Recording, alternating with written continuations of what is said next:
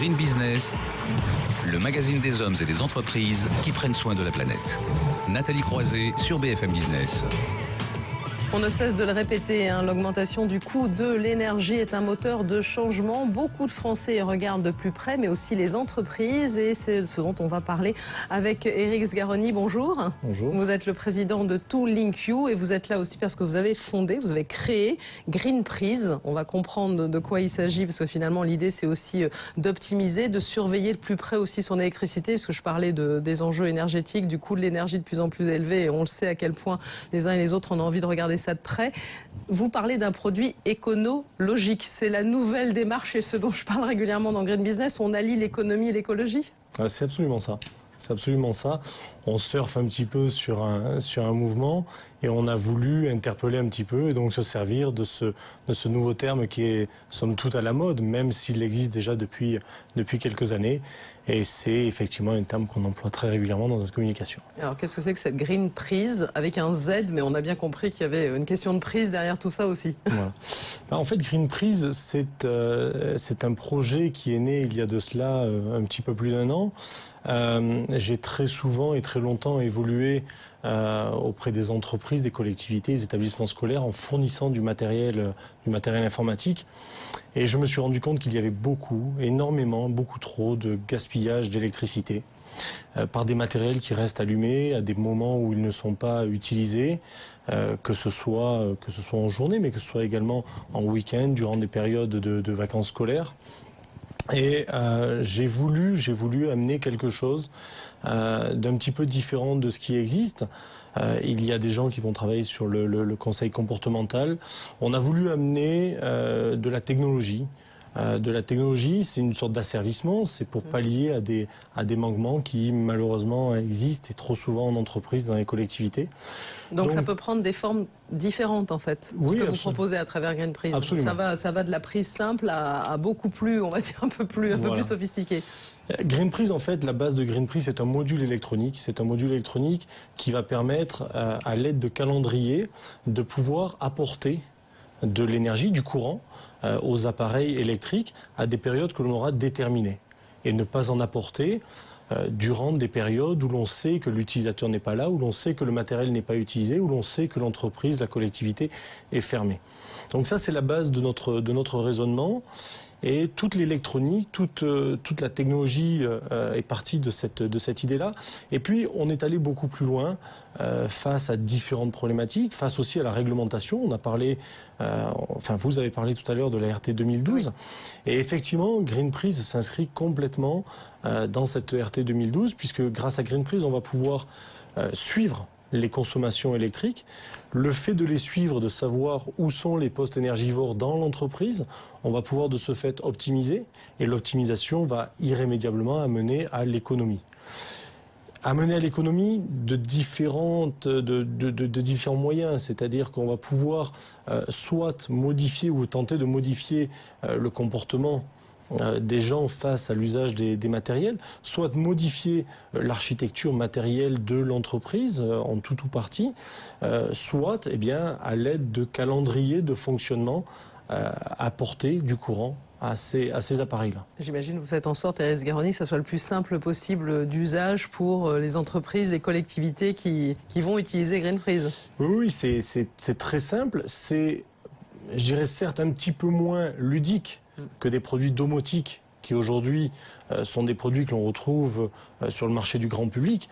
Notre vocation, à aujourd'hui en tous les cas, n'est pas d'aller sur ce marché-là du grand public. Notre vocation, c'est de s'attaquer aux marchés dans lesquels on a identifié le plus de gaspillage. Un particulier est beaucoup plus responsable de sa consommation, puisque c'est lui qui paie la facture en fin de mois. Les attitudes dans les entreprises, dans les collectivités, les établissements scolaires sont différentes. De ce fait, on a fait une interface qui, certes, est intuitive et très simple d'utilisation et qui va en même temps permettre de pouvoir suivre les consommations, mais jusqu'à l'appareil de l'utilisateur. Et qui permet de gérer plusieurs équipements en même temps, j'imagine. Oui, c'est oui. aussi la simplification. C'est pas une GreenPrise par équipement. Alors, On peut le faire, aller, oui.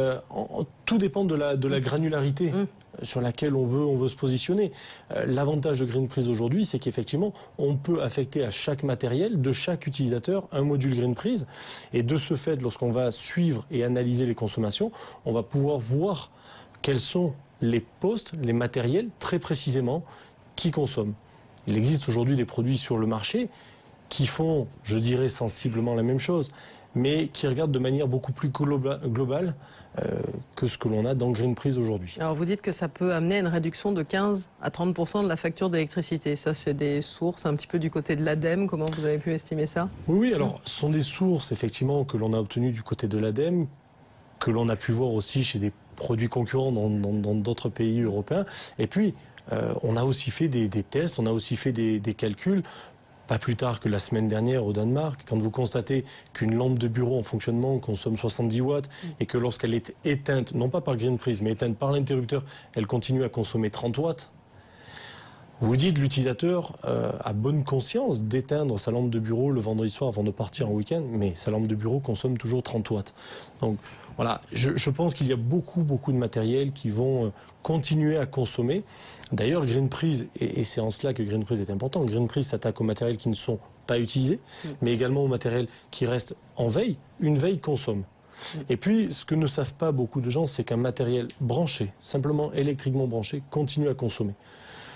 Vous me direz, c'est un pouillème, c'est de l'ordre de quelques watts, on va dire milliwatts. cumulé avec, surtout dans une collectivité, Voilà. comme on l'a dit, dans une école. Alors vous en êtes toute GreenPreeze en phase de pré-industrialisation, c'est ça? Absolument. Donc vous avez besoin de le développer. Vous voulez un produit aussi 100% Made in France. On en parlait il y a quelques instants aussi avec Energaia. C'est un combat qui est très difficile.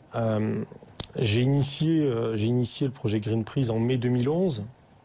J'ai dû me séparer d'un premier bureau d'études pour, avec succès aujourd'hui, avoir rencontré un autre bureau d'études qui m'a permis à aujourd'hui de sortir des premières petites séries qui vont permettre de faire des sites pilotes, etc. Ce qui est très compliqué, et c'est ce que disait le patron d'Energaia, c'est que c'est le parcours du combattant. En France, on parle beaucoup d'innovation, on parle beaucoup d'aide, d'accompagnement, etc. Quand on le vit, moi je l'ai vécu, le projet m'a coûté à ce jour 250 000 €. J'ai obtenu 7 000 €. 7 000 €. On passe par des phases de découragement et on se dit que finalement, si on s'inscrit dans le moule, si on suit la cadence, le projet, on ne le sortira jamais. Par contre, les concurrents, que ce soit en France ou ailleurs dans d'autres pays, eux. Mais vous arrivez aussi vont sur un marché, vous avez parlé de domotique, on le sait bien, tous les grands noms sont sur ces questions-là et ces questions de gestion. On parle de smart grid, enfin on est sur un marché en pleine expansion. Donc arriver, on a bien compris aussi pourquoi vous ciblez aussi votre marché, parce que c'est difficile de vous présenter. Donc il faut aussi cibler, trouver et chercher les investisseurs dans un vaste marché. Le marché est volontairement ciblé, non pas pour sortir du lot de tout ce qui se fait en termes de domotique, etc., mais parce que mon expérience professionnelle, mon parcours professionnel m'ont montré que c'était là qu'il y avait les véritables économies à faire. Donc, et puis, mes relations professionnelles dans l'informatique, notamment puisque j'ai été grossiste en informatique, ces relations, je les ai conservées, ces relations évoluent auprès des collectivités, des entreprises, des établissements scolaires. Et très peu, ou quasiment pas, auprès du particulier. Donc j'ai vite trouvé ma voie. Alors oui, après c'est un parcours du combattant. Donc là, il faudrait quoi là, le petit coup de pouce là, pour y aller, pour passer à la phase supérieure à GreenPreeze? Je vais pas me plaindre. Je vais pas me plaindre. C'est quand même une très belle aventure, très belle aventure. Ce que je pourrais regretter aujourd'hui, c'est que les financements sortent de ma poche, et uniquement de ma poche. C'est qu'en France, on a un petit peu de mal à trouver des industriels qui veuillent mouiller la chemise. Et à aujourd'hui, je suis en contact avec 2 industriels. Malheureusement, ils ne sont pas en France. Donc il faut garder du Made in France. Il faut garder. Alors il faudra suivre, garder GreenPreeze, parce que le temps passe vite aussi. Mais on a compris vos enjeux et qu'on cherchait aussi un petit coup de pouce. Et c'est important aussi pour continuer à fabriquer des produits français sur un marché ciblé aussi pour un enjeu important en matière énergétique. Merci à vous, Éric Sgaroni, donc président de Toolink You, qui est aussi un fondateur de GreenPreeze. C'est déjà la fin de Green Business. Retrouvez-nous sur le site bfmbusiness.com et surtout très bon week-end sur BFM Business.